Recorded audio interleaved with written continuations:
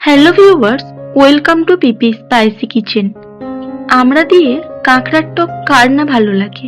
কালকে ঠিক করেছি আমরা দিয়ে কাঁকড়ার টক বানাবো। তার জন্য সন্ধ্যাবেলা কাঁকড়া ধরতে চলে এসেছি ঘাটে। যেহেতু এখন হালকা শীত পড়ে গেছে, তাই এই সন্ধ্যাবেলা ঘাটের উপরে কিন্তু অনেক কাঁকড়া ওঠে। তো চলো দেখা যাক কটা কাঁকড়া পাই। মোটামুটি 4 থেকে 5টা কাঁকড়া পেয়েছি।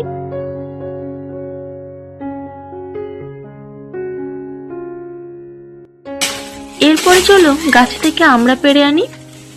যেহেতু অনেক উপরে আমরা গাছটাও অনেকটা বড় আর আকশিটাও ভীষণ ভারী, তাই বাবা আমড়াগুলোকে পেড়ে দিচ্ছিল। বেশি কষ্ট করতে লাগেনি, একবার টান দিতেই এরকম একটা ডাল ভেঙে পড়েছে। আর এটার মধ্যে প্রচুর আমড়া রয়েছে। নিচে কিছু কিছু পড়েছে, সেগুলোকেও কুড়িয়ে নেব। আমড়াগুলো কোথায় রাখলি? সেগুলো যেগুলো করলি ওই তো ফেলে দিয়েছিস।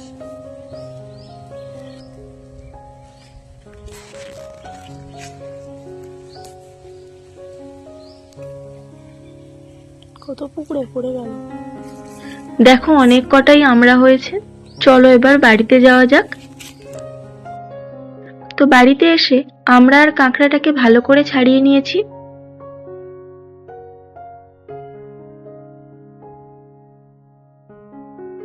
এরপরে আমড়াগুলোকে প্রেসার কুকারের মধ্যে দিয়ে সেদ্ধ করে নেব।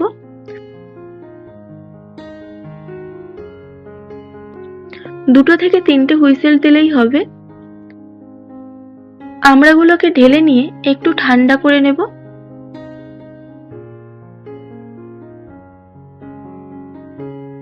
এরপরে আমড়াগুলোকে হাত দিয়ে চটকে নেব।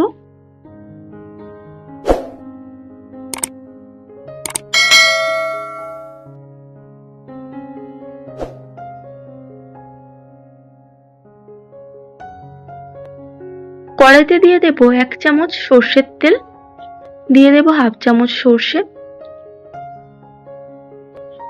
কেটে রাখা কাঁকড়াগুলোকে দিয়ে দেব। কাঁকড়ার উপরে দেব হলুদ আর লবণ। কাঁকড়াটাকে ভালো করে ভেজে নেব।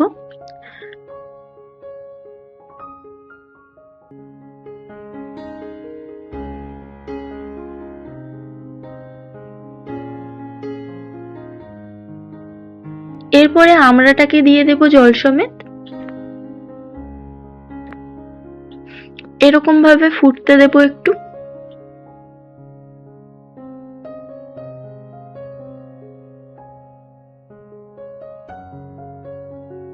দেখো খানিকটা ঘন হয়ে এসেছে।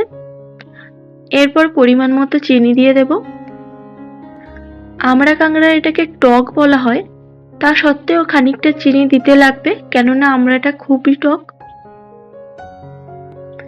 চিনিটা দিয়ে আরেকটু ফুটিয়ে নেব।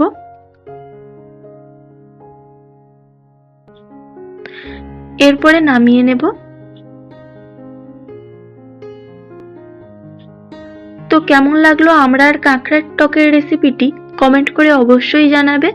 ভালো লাগলে লাইক ও চ্যানেলে যারা নতুন তাদের কাছে অনুরোধ রইল চ্যানেলটিকে সাবস্ক্রাইব করে পাশে থাকার। সবাই ভালো থাকবে। আবার ফিরবো নতুন কোনো রেসিপি নিয়ে।